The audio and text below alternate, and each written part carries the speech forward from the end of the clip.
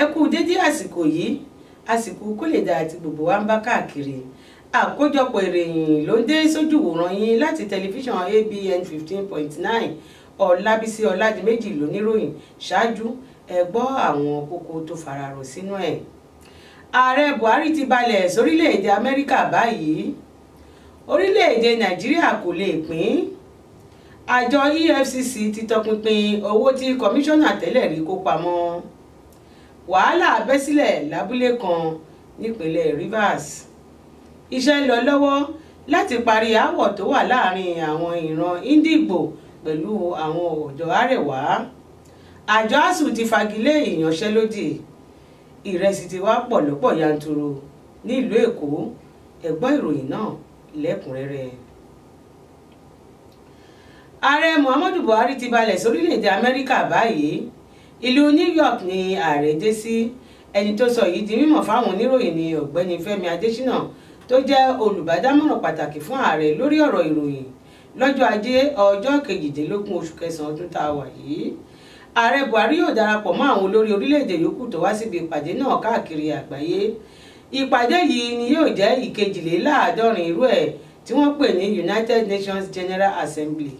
Olórí orílẹ̀-èdè Amẹ́ríkà Donald Trump ni yóò bá àwọn olórí orílẹ̀-èdè wọ̀nyí ṣe ìpàdé tó dá lórí ọrọ̀ ajé àti àwọn ohun tó lè mú ìlọsíwájú bá orílẹ̀-èdè aláwọ̀ dúdú lápapọ̀. Bákan náà ni ààrẹ Donald Trump yóò bá àwọn olórí ilẹ̀ Jordan, Palestine, United Kingdom pẹ̀lú Egypt ṣèpàdé. Lẹ́yìn náà ni yóò wá bá àwọn olórí orílẹ̀-èdè láti ilẹ̀ Áfíríkà ṣe ìpàdé. Ẹni tó jẹ́ alága fún ẹgbẹ́ APC lápapọ̀ ọ̀gbẹ́ni Òdígé Oyègún ti sọ ìdí tí orílẹ̀-èdè Nàìjíríà kò fi lè pín.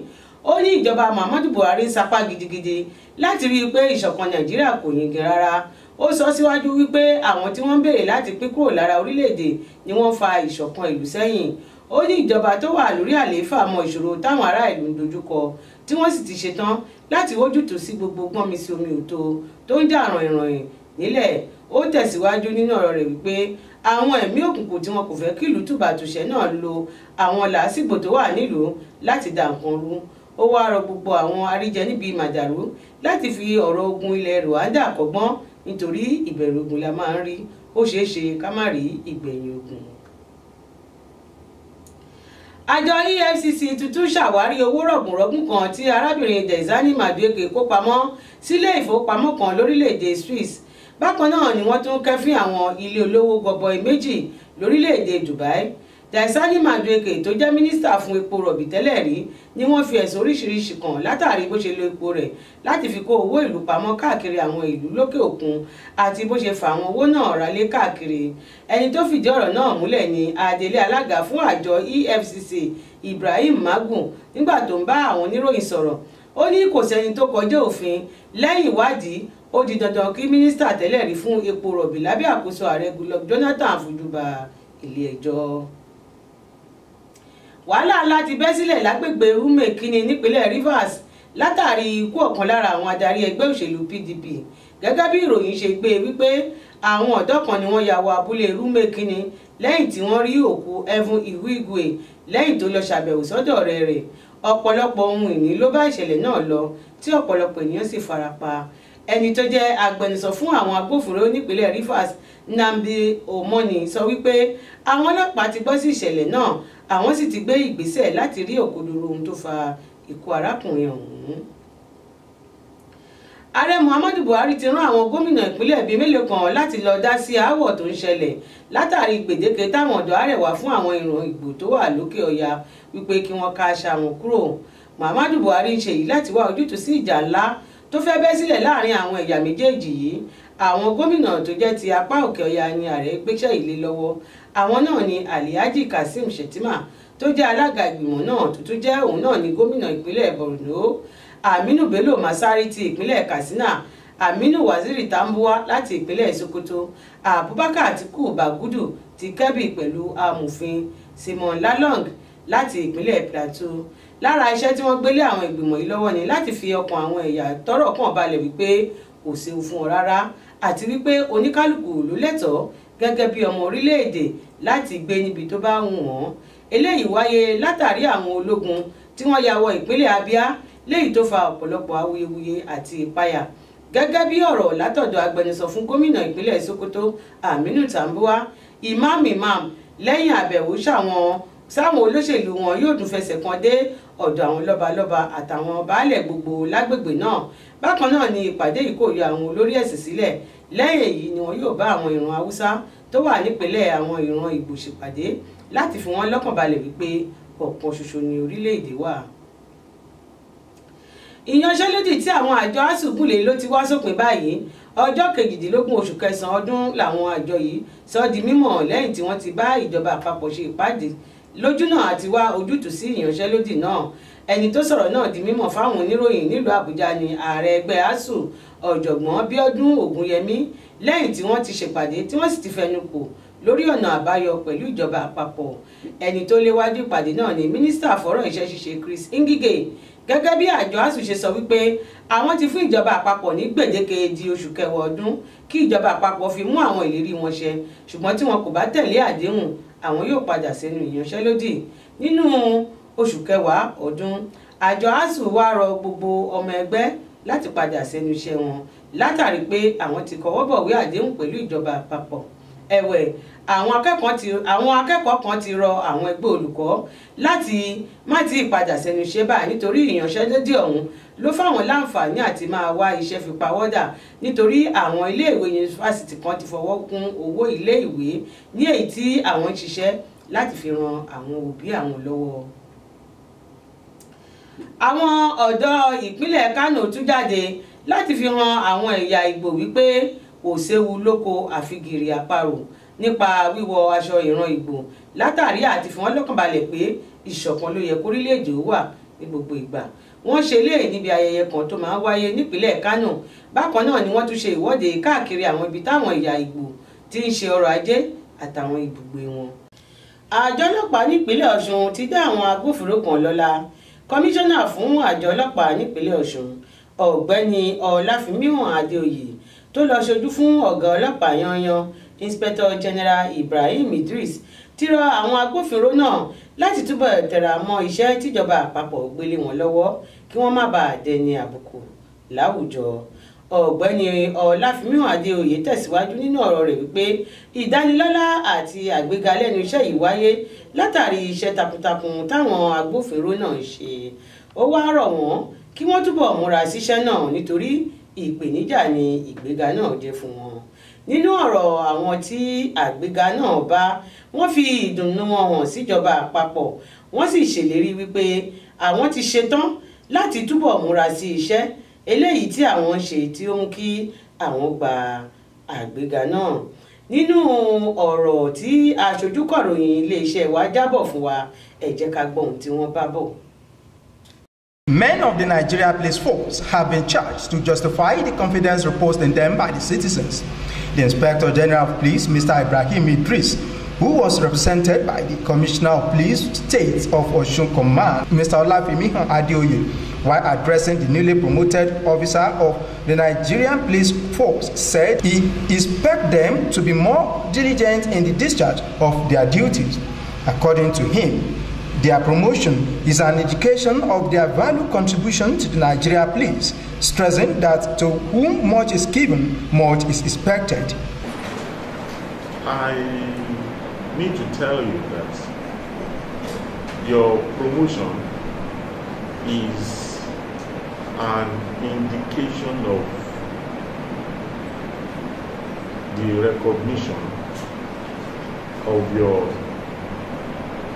valuable contribution to the Nigeria Police and to this great country.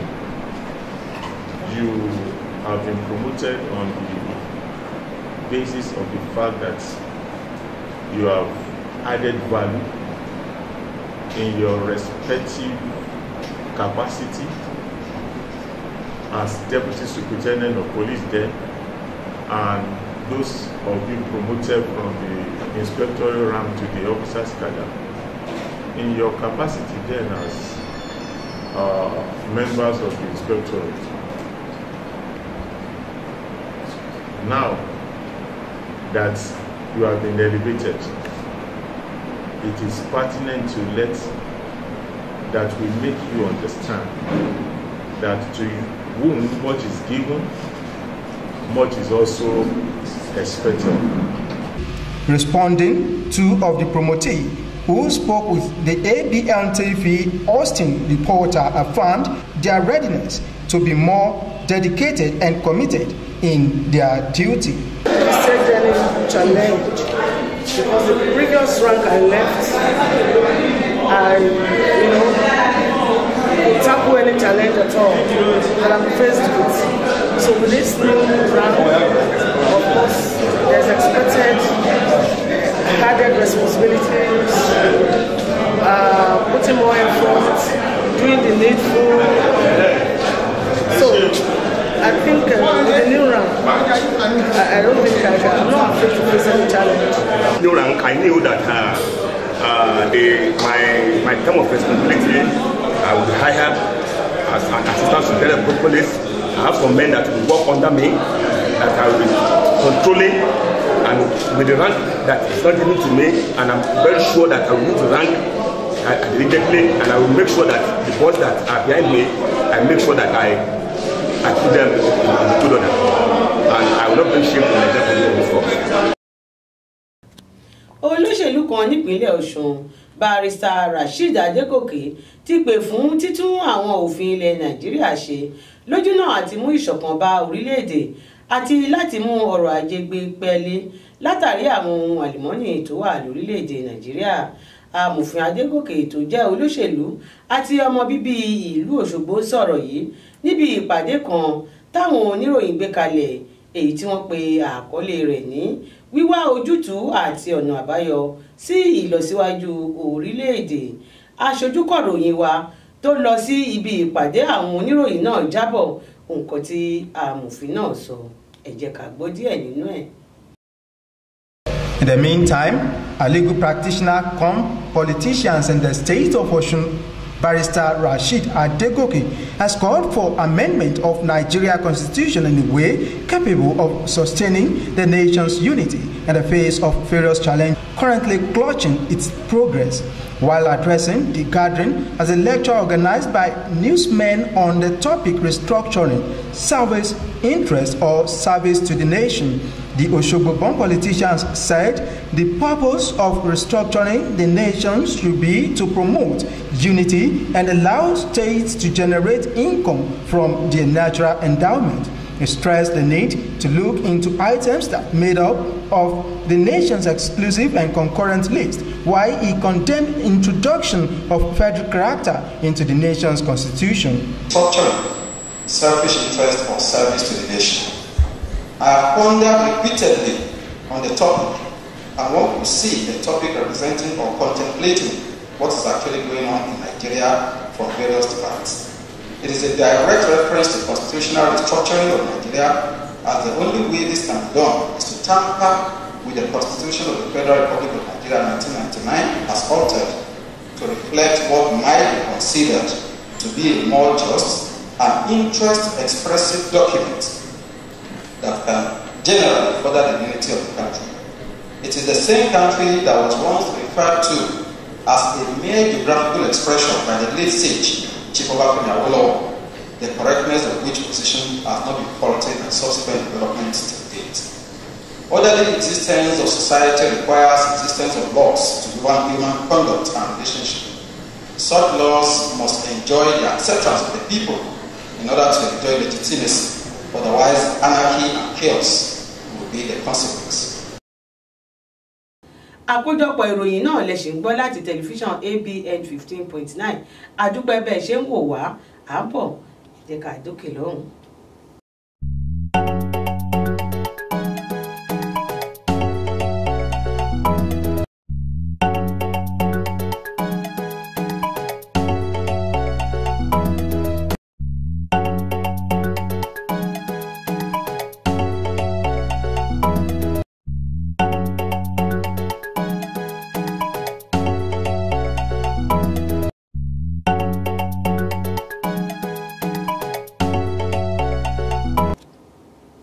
Àkójọpọ̀ ìròyìn náà ló ṣì ń tẹ̀síwájú láti tẹlifíṣàn ABN 15.9.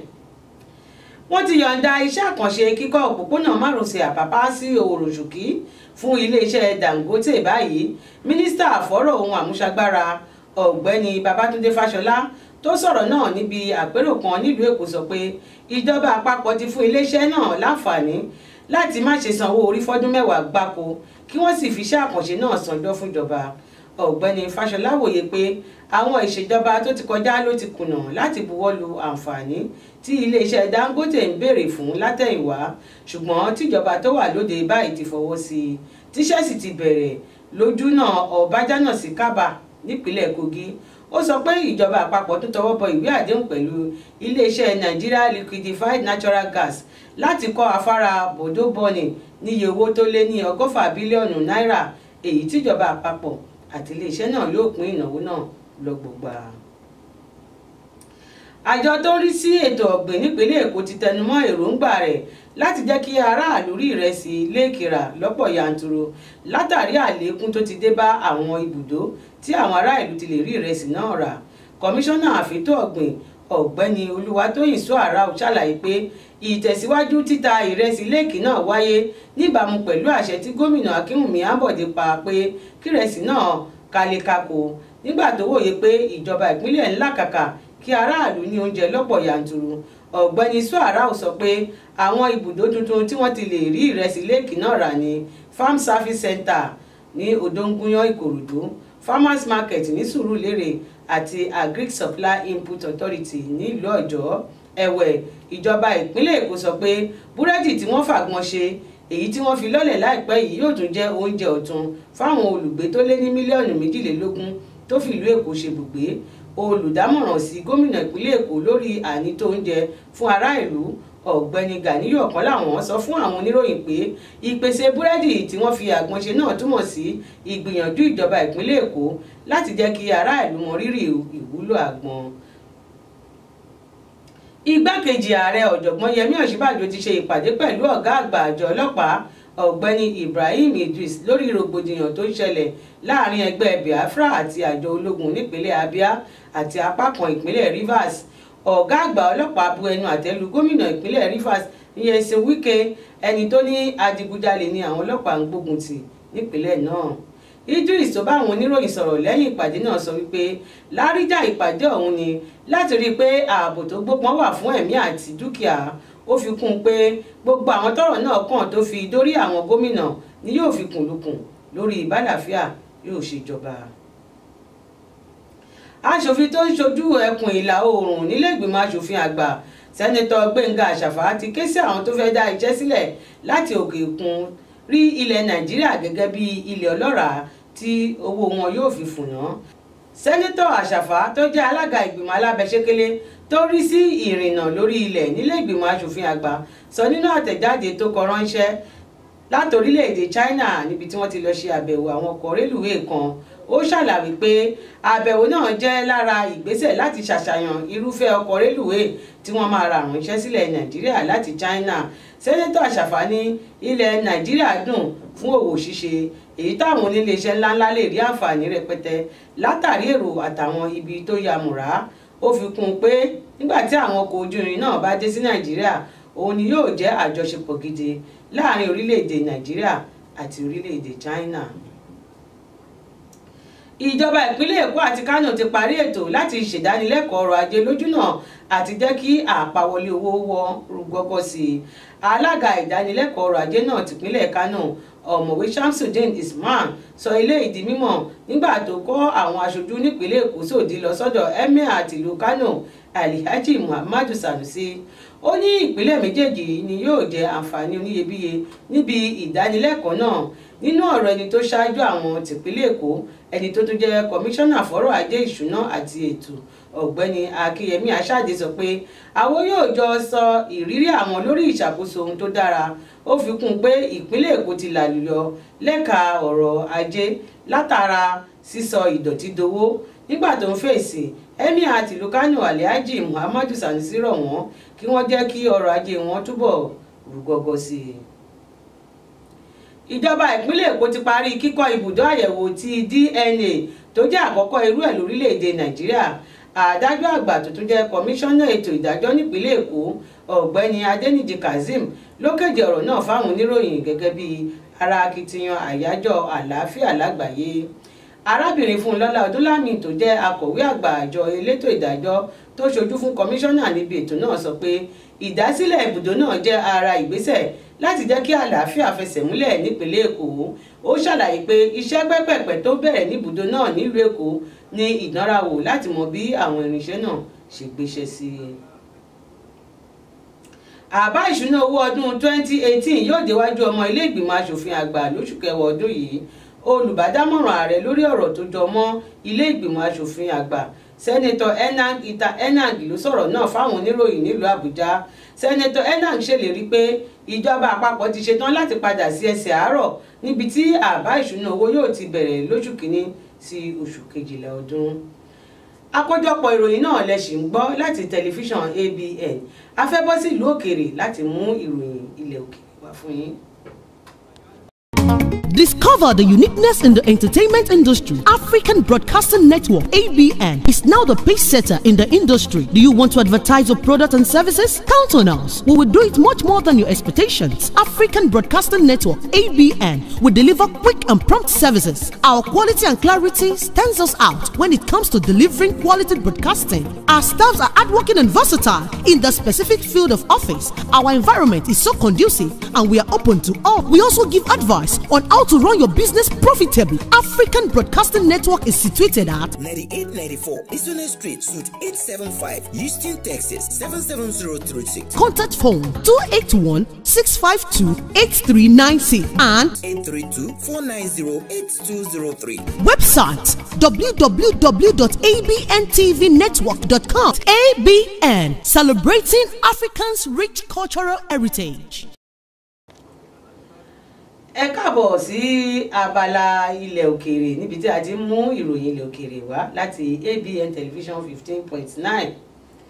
Daniel Ford tó ṣẹ̀ṣẹ̀ dé látẹ̀wọ̀n lórílẹ̀‐èdè China ti rọ ìjọba àpapọ̀ láti tètè wá ọ̀nà àbáyọ bí àwọn ọmọ Nàìjíríà tó wà lórílẹ̀‐èdè náà tí wọ́n ń ṣẹ̀wọ̀n fún àwọn ẹ̀sùn lọ́lọ́kan òjọ̀kan yóò ṣe rí ìtúsílẹ̀.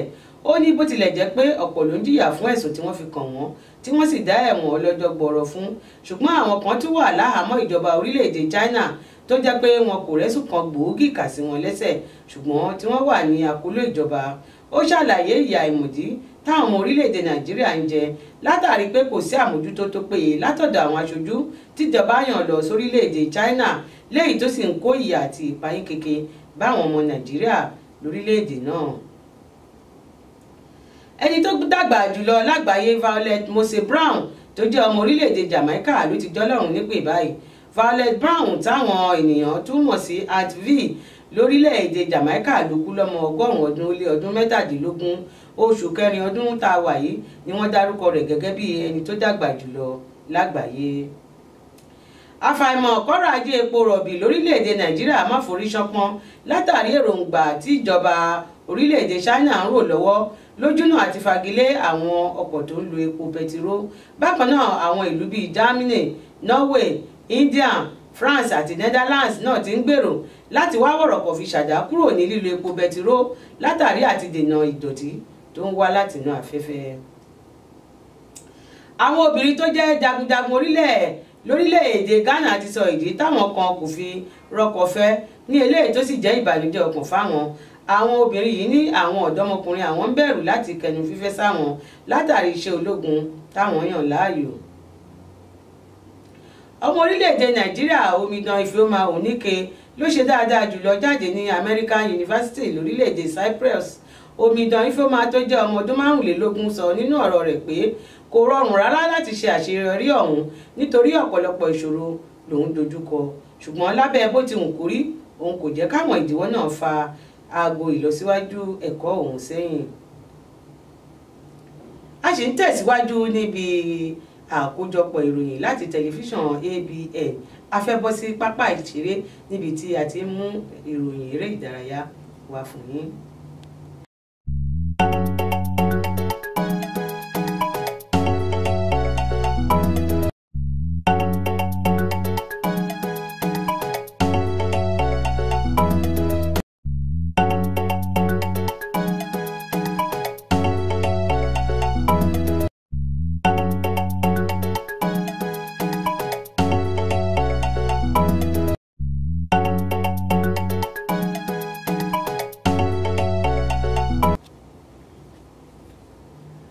gẹ́gẹ́ bẹ́ẹ̀ ṣe ń gbọ́ wa a ti kàn sí agbami eré ìdárayá báyìí níbi tá a ti máa mú ìròyìn lọ́lọ́kan òjọ̀kan wá fún yín nípa eré ìdárayá. Wọ́n ti dárúkọ àwọn mẹ́rin tó ń fi bọ́ọ̀lù àfẹsẹ̀gbá jẹun tó jẹ́ pé tí wọ́n bá gbégbá ẹ̀ṣẹ́ kíkàn wọn yóò lé Anthony Joshua pẹ̀lú Mayweather wọlé. Àwọn náà ni Adébáyọ̀ Akínfẹ́ńwá táwọn ènìyàn gbàgbọ́ pé òun ló lágbára jùlọ nínú ààrẹ bọ́ọ̀lù àfẹsẹ̀gbá. Orílẹ̀-èdè Britain ló fi ṣe ibùgbé. Yaya Toure tó jẹ́ agbábọ́ọ̀lù fún Man City, Maria Balotelli pẹ̀lú Danny Shitu láti orílẹ̀-èdè Nàìjíríà. Bákan náà Rio Ferdinand tó jẹ́ agbábọ́ọ̀lù fún Manchester United ti ṣetán báyìí láti mú iṣẹ́ ẹ̀ṣẹ́ kíkàn gẹ́gẹ́ bí iṣẹ́ tuntun lẹ́yìn tó ti dágbére fún iṣẹ́ bọ́ọ̀lù àfẹsẹ̀gbá. Ní báyìí ó ti pe Tyson Fury, David A, Tony Bellew níjà. Dani Carvajal ti fọwọ́ síwèé àdéhùn tuntun pẹ̀lú Real Madrid. Ọdún 5 ni yóò fi wà pẹ̀lú ẹgbẹ́ agbábọ́ọ̀lù náà. Zlatan Ibrahimovic tó jẹ́ ọmọ ẹgbẹ́ agbábọ́ọ̀lù Manchester United ti gbé ilé rẹ̀ tó wà nílùú England kalẹ̀ fún títà báyìí. Mílíọ̀nù $5 ló fẹ́ ta ilé náà. Bobby Heenan tọ́pọ̀ ènìyàn túmọ̀ sí olùkọ́ni nínú eré ìdárayá lọ́lọ́kan òjọ̀kan tó sì tún jẹ́ ògúnnágbòǹgbò nínú iṣẹ́ ìjàkadì ti gbàgbére ó dìgbò ṣe fáyé lẹ́yìn àìsàn jẹjẹrẹ ọ̀nàfun tó ti bá a fínra fún ọjọ́ pípẹ́. Ẹgbẹ́ agbábọ́ọ̀lù Super Eagles ti fìdí àwọn akẹgbẹ́ wọn láti orílẹ̀-èdè Ghana rẹmi nígbà tí wọ́n nà wọ́n ní àmì ayò 2-0. Àṣeyọrí yìí ni yóò fún wọn láǹfààní láti kópa nínú ìdíje WAFO tó ń bọ̀ lọ́nà. Gbogbo ọ̀nà làwọn ọlọ́pàá ń wá láti fọwọ́ òfin mú ẹni tó pa Goran Lenark níbi tó ti ń ṣe ìgbáradì lọ́wọ́. Ìṣẹ̀lẹ̀ yìí wáyé lọ́jọ́ Sátidé tó kọjá yìí ní déédéé aago 7:30 ìrọ̀lẹ́. Antonio Valencia ti mú kí ẹgbẹ́ agbábọ́ọ̀lù Manchester United gbégbá orókè nígbà tó gbá bọ́ọ̀lù sáwọn láti fi gbégbá orókè tó sì mú wà lókè téńté lọ́wọ́ báyìí. Wayne Rooney ti jẹ́wọ́ níwájú ilé ẹjọ́ kan tí wọ́n pè ní Stockport Magistrate látàrí ẹ̀sùn wípé ó mutí wakọ̀. Ilé ẹjọ́ ti fòfin de Rooney wípé kò gbọdọ̀ wakọ̀ fún odidi ọdún 2 gbáko. Philippe Coutinho sọ pé bó tilẹ̀ jẹ́ pé ó wù òun láti lọ darapọ̀ mọ́ Barcelona fún ti sáà yìí ṣùgbọ́n ọkàn òun ti wà lọ́dọ̀ ẹgbẹ́ agbábọ́ọ̀lù Liverpool tó sì jẹ́ wípé Liverpool yìí gangan lòun yóò yàn láàyò. Ọmọ ọdún 24 yìí sọ wípé ìwúrí ló jẹ́ fóun láti gba ìwé ìpè látọ̀dọ̀ Barcelona àti Liverpool. A sì ń tẹ̀síwájú àfẹ́kan ságbàmì àríyá láti iléeṣẹ́ ABN TV 15.9 nínú àkójọpọ̀ ìròyìn. Discover the uniqueness in the entertainment industry. African Broadcasting Network, ABN, is now the pace setter in the industry. Do you want to advertise your product and services? Count on us. We will do it much more than your expectations. African Broadcasting Network, ABN, will deliver quick and prompt services. Our quality and clarity stands us out when it comes to delivering quality broadcasting. Our staffs are hardworking and versatile in the specific field of office. Our environment is so conducive and we are open to all. We also give advice on how to run your business profitably. African Broadcasting Network is situated at 9894 Isone Street, Suite 875, Houston, Texas 77036. Contact phone 281-652-8396 and 832-490-8203. Website www.abntvnetwork.com. ABN, celebrating Africans' rich cultural heritage. Agbàríyá la wà báyìí nínú àkójọpọ̀ ìròyìn láti tẹlifíṣàn ABN 15.9. Two-Face Idibia táwọn olólùfẹ́ tó mọ̀ sí Tú Bàbá ṣayẹyẹ ọdún 42 tó délé ayé láti ṣe kóríyá fọ́kọ rẹ̀. And Idibia pe àpèjẹ pẹ̀lú àwọn ọ̀rẹ́ ọkọ àtàwọn ọ̀rẹ́. Lára àwọn tó wá níbi ayẹyẹ ọjọ́ ìbí náà ni adẹ́rìn-pòṣónú ni AY, Ìyáàyà, Tania Ọmọ́táyọ̀ àtàwọn ìkàn lágbo àríyá. Liz Anjorin tó jẹ́ eléré orí ìtàgé ti rọ àwọn obìnrin láti kíyèsí àwọn ọkùnrin tí wọn yóò máa jẹ́ òwò fún. Ó tẹ̀síwájú wípé ó yẹ káwọn obìnrin máa wà ní ìfura àti ìmúrasílẹ̀ kí wọn ó tó lọ́kọ. Paul Okoye ti P-Square ti sọ wípé látìgbà tọ́lọ́run ti fìbejì dáhùn lọ́lá nínú àwọn ẹlẹ́gbọ̀n kan tí ń bàjẹ́. Ó ní látìgbà tóun ti gbé sórí ẹ̀rọ ayélujára wípé òun bí ìbejì làwọn kan kò ti lè sùn tí wọn kò lè wo.